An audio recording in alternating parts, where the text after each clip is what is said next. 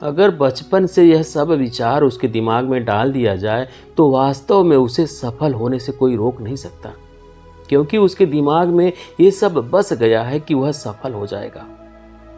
उसके दिमाग में यह सभी बातें बैठ जाती है तो फिर यह ब्रह्मांड खुद उसे सफल बनाता है। आज की कहानी बहुत ही ज्ञानवर्धक है दोस्तों, अंत तक जरूर सुने।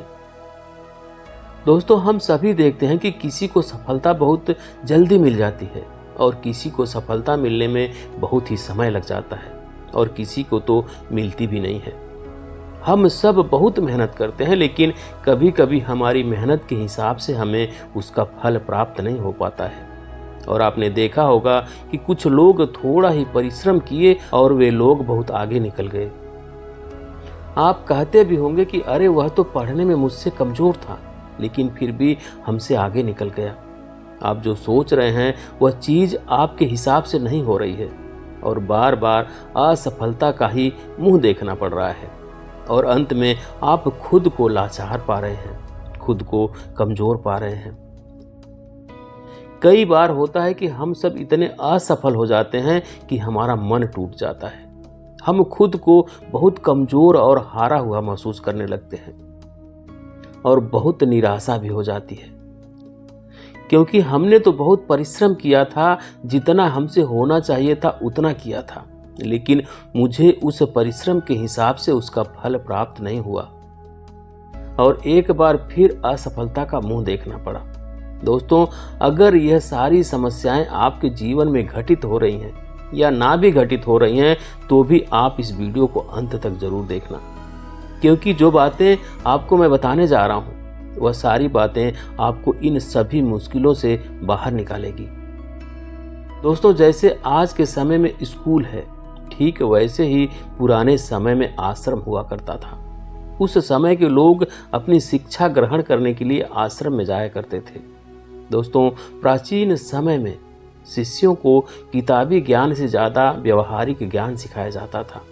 प्राचीन समय में एक आश्रम था जिसमें विभिन्न प्रकार के विद्यार्थी गुरु से शिक्षा ग्रहण करते थे।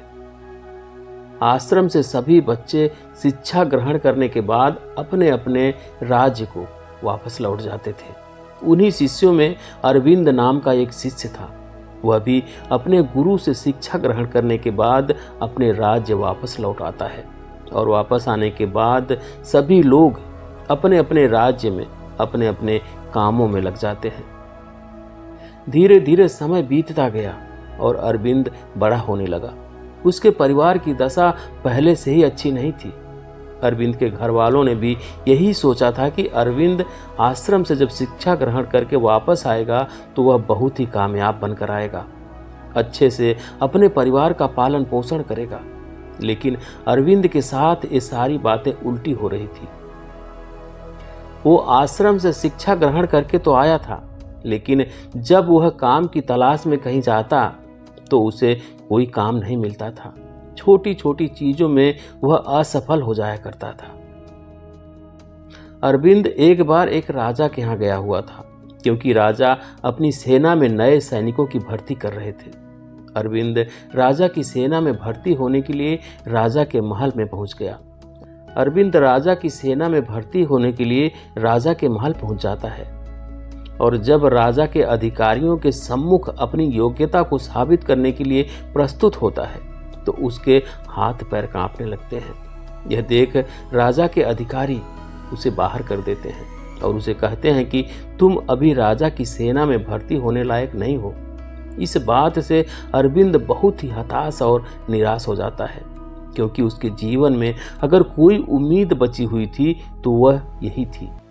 इसके बाद वह दुखी मन से अपने घर वापस लौट आता है। घर वापस आने के बाद उसे पड़ोसियों के ताने सुनने को मिलते थे। लोग कहते हैं कि अरविंद तो बहुत पढ़ा लिखा है पर इसे कोई काम नहीं मिल रहा है।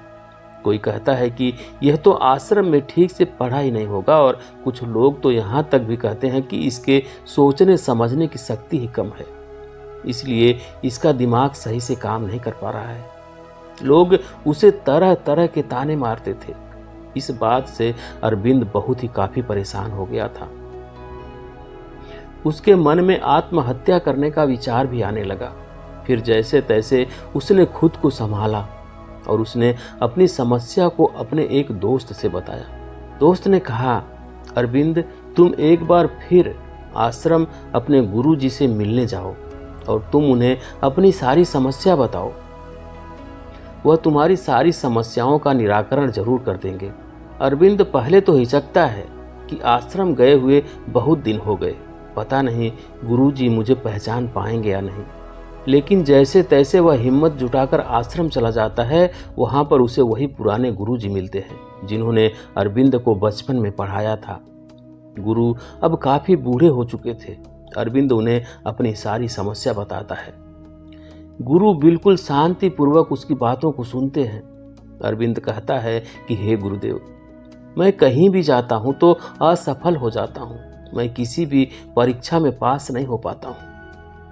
मैंने अपना ध्यान भी बहुत ही अच्छे तरीके से किया था, फिर भी मैं असफल हो जा रहा हूँ। खुद को लाचार पा रहा हूँ। मेरे दिमाग में तमाम तरह के नकारात्मक विचार जन्म ले रहे हैं। गुरु कहते हैं कि अरविंद, मैं तुम्हें एक कहानी के माध्यम से तुम्हारी सारी समस्याओं को दूर कर दूंगा। बस कहानी को तुम ध्यानपूर्वक सुनना। फिर गुरु कहते हैं कि एक चरवाहा जंगल में बकरियां चराया करता था। वह बकरी चराते चराते जंगल में इतना आगे निकल गया कि उसे शेर का एक छोटा बच्चा मिला। उसने अपनी आंखें भी नहीं खोली थी। छोटा बच्चा सबको प्यारा लगता है, यह जानते हुए भी कि यह शेर का बच्चा है। उस चरवाहे ने उस शेर के बच्चे को उठा लिया और बकरियों का दूध पिलाने लगा। वह बच्चा धीरे धीरे बढ़ने लगा। बकरी के बच्चों के साथ खेलता, बकरी के साथ ही घास खाता। वह अपने आप को बकरी ही समझता था। और अब वह शेर का बच्चा बड़ा हो गया था और एक दिन किसी दूसरे शेर ने बकरियों पर हमला कर दिया। तभी सारी भेड़ बकरियां दौड़ने लगी। शेर का वह बच्चा अब बड़ा हो गया था, लेकिन फिर भी वह भागे जा रहा था। उस शेर के बच्चे को हमलावर शेर ने देख लिया। उसे इस तरह भागते हुए देखकर हमलावर शेर को बड़ा ही आश्चर्य हुआ। उसने बकरियों की ओर से अपना ध्यान हटाया और उस शेर के बच्चे को ही पकड़ लिया और उसे समझाने लगा कि तू क्यों डरता है, तू तो खुद एक शेर है। दूसरा शेर जो बकरियों के पीछे भाग रहा था वह कहता है कि शेर तो जंगल का राजा होता है, उसकी दहाड़ से सभी जानवर कांपते हैं।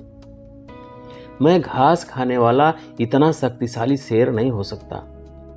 हमलावर शेर ने उसे पकड़कर एक कुएं के पास ले गया और कुएं के अंदर उसे उसका चेहरा दिखाकर कहता है, देख, तेरा चेहरा मेरे जैसा ही है और तेरे पंजे भी मेरे जैसे ही हैं, इसलिए तू बकरी नहीं, तू शेर है। दूसरा शेर कहने लगा, ठीक है, मेरा चेहरा तुम्हारे जैसा ही है, मगर तुम तो बहुत शक्तिशाली हो। मेरी आवाज़ से तो कोई डरता भी नहीं है। हमलावर शेर ने कहा, तुम्हारी आवाज़ से भी लोग डरेंगे, बस तुम खुद को शेर समझो। जिस दिन तुम खुद को शेर समझ लिए उस दिन तुमसे भी सब डरेंगे। बस तुम खुद के अंदर की शक्ति को पहचानो। तुम्हें महसूस करना होगा कि मैं भी एक शेर हूँ, मेरे पास भी ताकत है और मैं भी जंगल का राजा बन सकता हूँ। जिस दिन तुम्हारे अंदर ये विचार आ गया उस दिन तुम किसी से नहीं डरोगे। तुम डर तो इसलिए रहे थे क्योंकि तुम खुद को बकरी समझ रहे थे। जब तक तुम खुद को बकरी समझोगे तब तक तुम भागते ही रहोगे, क्योंकि बचपन से ही तुम खुद को बकरी समझते हुए आ रहे थे और खुद को बकरी समझने लग गए थे, इसलिए डर के भाग रहे थे। क्योंकि बचपन से लोगों ने तुम्हें बकरी ही समझा है, किसी ने तुम्हें शेर कहकर बुलाया ही नहीं, इसलिए तुम खुद को बकरी समझने लगे। गुरु ने आगे कहा, अरविंद, तुम्हारी भी जिंदगी में यही हो रहा है। तुम्हारे पास सारी योग्यताएं हैं, लेकिन तुम खुद को बकरी ही समझ रहे हो। इसका सबसे बड़ा कारण यह है कि तुम्हें कोई प्रोत्साहित नहीं कर रहा है कि तुम भी कर सकते हो। लोग तुम्हें बस अपनी नकारात्मक ऊर्जा ही दे रहे हैं। लोग तुमसे बस यही कह रहे हैं कि अरविंद पढ़ा नहीं है, अरविंद योग्य नहीं है, इसलिए उसे कहीं पर भी कोई नौकरी नहीं मिल रही है। तुम्हारे चाहने वाले और पास पड़ोस वाले असफलता का डर तुम्हारे दिमाग में भर दिए हैं। बचपन से ही ये लोग तुम्हें अयोग्य ही बोल रहे हैं। बचपन से ही ये लोग तुम्हें अयोग्य ही बोल रहे हैं और अयोग्य ही समझ रहे हैं। इससे तुम्हारी मानसिक दशा अयोग्य सी हो गई है। तुम कैद हो गए हो, तुम खुद को हारा हुआ महसूस करने लगे हो। क्योंकि लंबे समय तक जब किसी को अयोग्य या असफल बोला जाएगा तो उसका दिमाग सच में अयोग्य और असफल हो जाएगा। वह खुद को कमजोर और लाचार समझने लगता है, क्योंकि लोगों ने उसे कमजोर और लाचार ही बोला है। इस दुनिया में प्रोत्साहित करने वाले बहुत ही कम लोग हैं। चारों तरफ लोग तुम्हें सिर्फ नकारात्मक ऊर्जा ही देंगे। वह तो चाहते हैं कि तुम जिंदगी में सफल ना हो, तुम बकरी ही बने रहो, क्योंकि वह लोग तुम्हें बकरी की तरह ही पालना चाहते हैं। उन्हें भी डर है कि अगर तुम शेर बन गए तो तुम उन्हें खा जाओगे, क्योंकि शेर से सब डरते हैं। अर्थात उन्हें डर है कि तुम जिंदगी में आगे निकल जाओगे। अगर जिंदगी में कोई व्यक्ति आगे निकलता है तो सबसे पहले पड़ोसियों को ही तकलीफ होती है। सफल होने से पहले तुम अपने अंदर बदलाव लाओ, खुद को शेर की तरह समझने का प्रयास करो। जिस दिन तुम खुद को शेर और योग्य समझने लगे, तुम्हें खुद पर भरोसा हो जाएगा तो तुम खुद ही सफल हो जाओगे। गुरुजी ने आगे कहा कि अगर किसी बच्चे को बचपन से ही बोला जाएगा कि तुम कुछ नहीं कर सकते, तुम असफल हो जाओगे, तुम गधे हो, पढ़ाई भी सही से नहीं कर रहे हो, तो जिंदगी में वह कुछ नहीं कर पाएगा। यह सभी बातें उस भेड़ और बकरी जैसी बना देगी, क्योंकि वह बचपन से ही खुद को भेड़ और बकरी समझने लग जाता है, यानी कि वो खुद को कमजोर और लाचार समझने लगता है। उसे लगता है कि वो जिंदगी में सफल ही नहीं हो सकता। लोग उसे खुद कमजोर बना देते हैं। लेकिन अगर उसे बचपन से ही ये बोला जाए कि तुम शेर हो, तुम कर सकते हो, तुम्हारे अंदर ताकत है, तुम्हारे अंदर हिम्मत है, दुनिया में कोई भी ताकत तुम्हें सफल होने से रोक नहीं सकती। अगर बचपन से यह सब विचार उसके दिमाग में डाल दिया जाए तो वास्तव में उसे सफल होने से कोई रोक नहीं सकता, क्योंकि उसके दिमाग में ये सब बस गया है कि वह सफल हो जाएगा। उसके दिमाग में यह सभी बातें बैठ जाती है तो फिर यह ब्रह्मांड खुद उसे सफल बनाता है। जब बच्चा 7 साल का होता है तो उसके आसपास लोग जो भी बोलते हैं, क्या चल रहा है, वह सब बातें बहुत ही अच्छे से सुनता है और समझता भी है। तो अगर उस 7 साल के बच्चे के अंदर अच्छे विचार, अच्छी सोच और उसके बारे में अच्छा बोला जाए, उससे अच्छा कहा जाए कि तुम सब कुछ कर सकते हो, तुम्हारे अंदर बहुत हिम्मत है, और सभी सकारात्मक विचार उसके दिमाग में डाल दिया जाए तो उसके दिमाग की क्षमता बढ़ने लगती है, उसके सोचने समझने की शक्ति बढ़ने लगती है, और ऐसे बच्चे आगे चलकर अपने जीवन में जरूर सफल होते हैं। कोई भी बच्चा कितना भी गधा क्यों ना हो, हमें उसे कभी भी गधा या कमजोर नहीं बोलना चाहिए। जब हम किसी बच्चे को कमजोर या लाचार बोलते हैं तो वह सच में खुद को कमजोर और लाचार समझने लगता है। वह समझने लगता है कि वह सच में कमजोर है। उसका दिमाग यही सोचने लगता है कि वास्तव में वह कुछ नहीं कर सकता, क्योंकि बचपन से ही उसे बोला जा रहा है कि तू ये है, तू वो है, तू ये नहीं कर सकता, तू वो नहीं कर सकता। तो ये तमाम विचार उसके दिमाग में बैठ जाता है।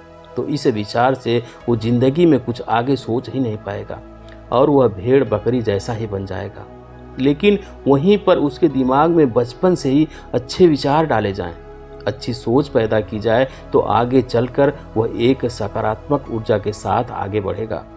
जब कोई व्यक्ति सकारात्मक ऊर्जा के साथ आगे बढ़ता है तो उसके जीवन में आने वाली सारी बाधाएं खुद ब खुद दूर हो जाती हैं। अरविंद, बचपन से तुम्हारे साथ भी यही हो रहा है। बचपन से लोग तुम्हारे दिमाग में यही सब नकारात्मक विचार भर रहे हैं, जिससे कि तुम बड़े होकर भी यही सब सोच रहे हो। तुम बिना डरे हुए पहले खुद को सकारात्मक ऊर्जाओं से भरो। जब तुम खुद को सकारात्मक ऊर्जा से भर दोगे तो फिर तुम अपने आप सफल हो जाओगे। सफलता के द्वार तुम्हारे लिए खुलने लगेंगे। गुरु ने कहा कि कहीं पर जाने से या कुछ भी करने से पहले अपने मन को सकारात्मक ऊर्जाओं से भरो।